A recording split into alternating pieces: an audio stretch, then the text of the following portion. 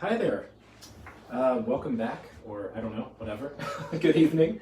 Tonight we are doing mushroom crostini, and what that is, crostini is bread with, well, stuff on top of it. Maybe you could call it bruschetta, but crostini is a little more proper term. Don't get hung up on all that. So we made these amazing little mushrooms. I believe, picked shiitake. You could pick cremini. Really choose the fungi of your choice, whichever one sounds the most fun.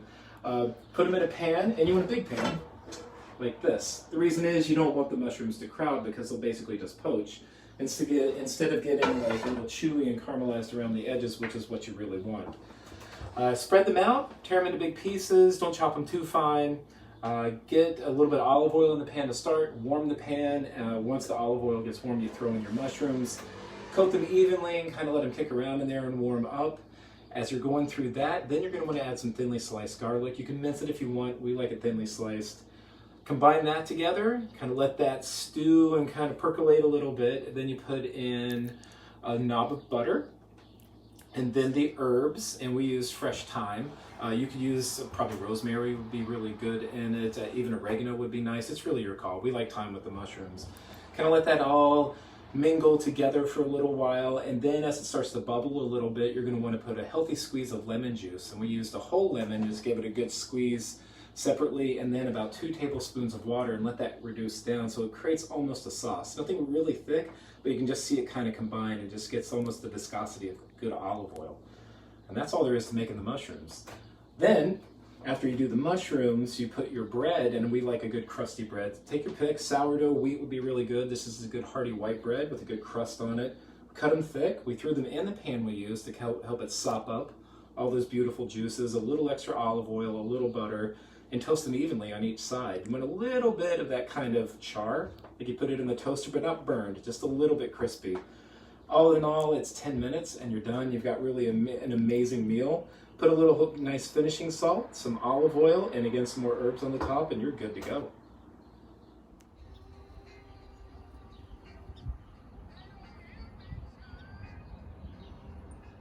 So we have our dish for the evening. Now we need our wine, and what I chose this evening is Cataldi Madonna, Malandrino, Montepulciano, Abruzzo. So again, the grape from the region. Montepulciano, if you haven't had it before, you're in for a treat. It's a beautiful, juicy red varietal. It's akin to Cabernet. It's not quite that big and bold. It has a slightly different flavor profile, but I find that people who really enjoy Cabernet tend to be drawn to Montepulciano. The best thing about Montepulcianos is they tend to overachieve for the price point. You can find a dynamite bottle from anywhere like $12 to $20, just a little over $20, and they always taste way, way more expensive than they are. This one comes from the area of Ofina, and a fun little fact. So Ofina, loosely translated, means oven, and that's where the vineyards for this wine are. And that, oven is hot. So hot during the day, you're kind of on this other side of the mountain, and when you look at Abruzzo, that is basically the calf of the boot of Italy. You have the mountain range that comes up from the coast and then down to the valley, and you're here about midway down into the valley. You're still at about 1,000 feet in elevation, so this isn't valley floor. But why all that's important, you get that hot cauldron during the day, that pocket of warm air that gets caught, but at night you get the cool rushing air. And what happens is you get that really warm day and that very cool night, and it adds a lot of complexity to the grapes that are grown there. So you don't get a wine that's just jammy and full-bodied. You get a lot of complexity, a lot of nuance, a lot of beautiful aromatics.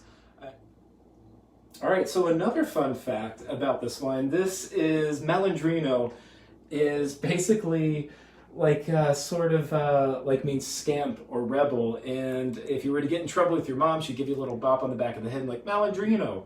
So it kind of honors the spirit of the winemaker here. He's definitely a rebel. He likes to break the rules, but his idea was, we really need to make great wine. We're going to do it my way. We're going to do it the best way. And you have to respect that because it shows up in the bottle. There's a million different ways to make great wine. He found one of them, and it works beautifully for him. And to that point, to give you a little idea of what you can expect from this Montepulciano, there's lovely notes of plum, black cherry, a little blackberry, because you get that little hint of spice.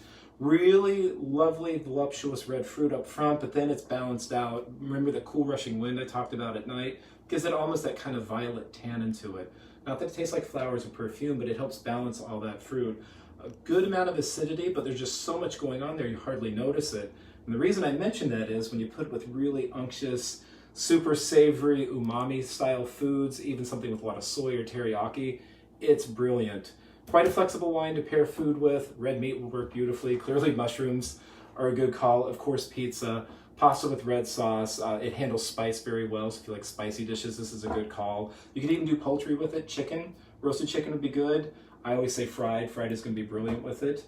I could go on and on and on, but I don't think you have that much time. Anyway, great pairing here. We're looking forward to having them together.